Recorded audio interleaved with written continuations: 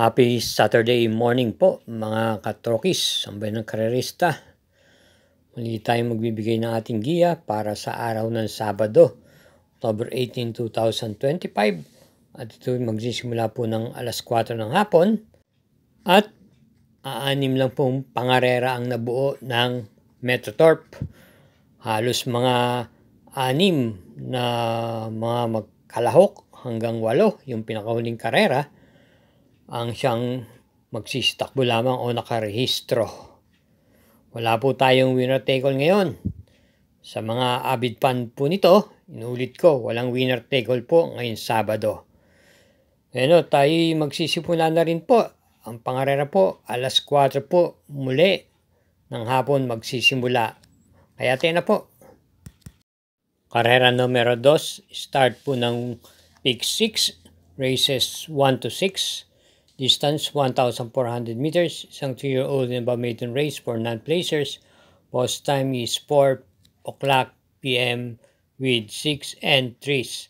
Ating pong first choice dito yung numero 4 Gentle Force na papatnubayan po ni JC Balicol na isang apprentice jockey. At itong pinakahuling takbo niya ay dumating lamang po ito ng 4th pwesto nitong nakarang linggo. At bilang panigunda po natin dito yung kalahok numero 2, ang Verdini Eagle na si PR Dalema na po ang rerenda. Kaya para rito sa karera numero 1, pampromera ay numero 4 Gentle Force at panigunday numero 2 ang Verdini Eagle. Karera numero 2, start po ng pick 5, races 2 to 6, distance 1,400 meters, isang class 4, split group 42 to 56, 7 entries. Ating pong first choice dito yung imported horse sa numero 3, Front Runner, na gamay po ni JR De Ocampo. Ito po ay batak na rin po ito sa mabigat na laban. Dalang nakakarap po nito ay kapwa niya rin mga imported horse at may kabigatan po sa laban. Bilang panigunda naman po natin dito yung numero 4 Rumored na papatnubayan po ni JL Lazaro na galing na po sa panalo kung nakarang pinakahuling takbo niya. At bilang panersera po dito ay isama po natin yung numero 6 Dreaming Always ni JPA Guse na isa pa rin imported horse. So ulitin po, pampromera po natin sa karera numero 2 yung numero 3 Front Runner, panigundo numero 4 Rumored at panersera yung numero 6 Dreaming Always. Karera numero 3, start po ng pick 4, races 3 to 6, distance 1,400 meters, isang class 3, group 57 to 70, distance 1,400 meters, with 6 entries, isang couple, yung numero 4. First choice natin dito, yung couple entries, numero 4, Charge the Castle, Salacious, ang kapwa papanubayan po ni JPA Guse at ni J.A. Guse. Kapwa po galing sa mga panalo po itong dalawang to nung manakarang huling takbo nila. At kapwa po nagtataglay po ng tuling po ito pagbukas ng aparato. Bilang panigunda naman po natin dito yung numero 5 Romantic Story na renda naman po ni RM Garcia. At nung pinakahuling takbo niya, ito ay dumating lamang po ng mga pang-6 na pwesto nung nakaraan. May taglay pong remati itong kabayang to at pwede rin pong i-pacing. Kaya para rito sa karera numero 3, pampromera, yung couple entries numero 4 Salacious, Charge the Castle, panigundo yung numero 5 Romantic Story.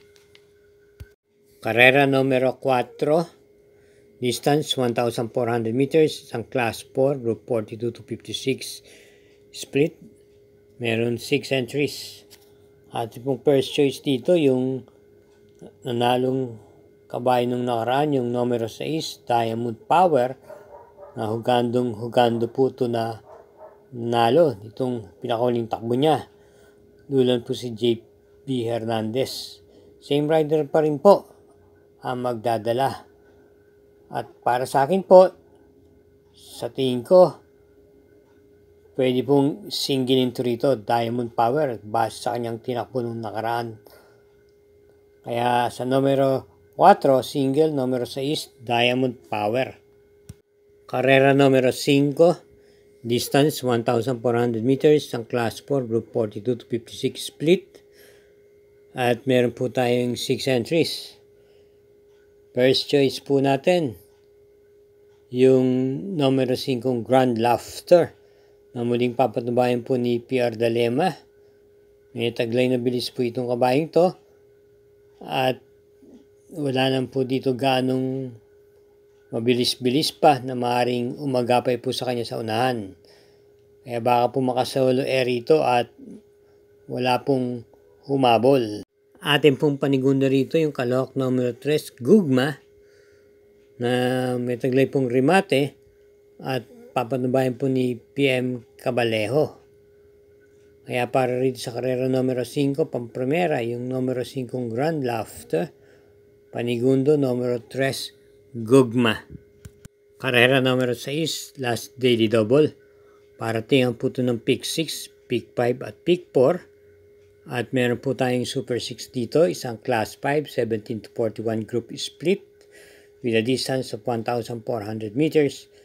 Binubuo po ng 8 kalahok lamang. Atin pong napipiling pampremera rito yung kalahok numero 4, Great Angie, na rendan po ni AP Asuncion. At bilang panigunda po naman natin yun dito, yung kalahok numero 1, Manila Boy, na isa pong deremate, at papatnubayan po ni Dan L. Camanero. Panersera po natin yung numero 8, Leader of the Band. JT Pabilik po ang renda. So ulitin po, sa karera numero 6, pampremera yung numero 4, Break Angie, panigundo numero 1, Manila Boy, at panersera yung numero 8, Leader of the Band. Thank you again for watching, mga sambayan karerista. Hani na pa tayo'y pagpalain po sa ating mga giya. Hinahin lang po sa ating paglilibang. Good luck po and happy Saturday racing.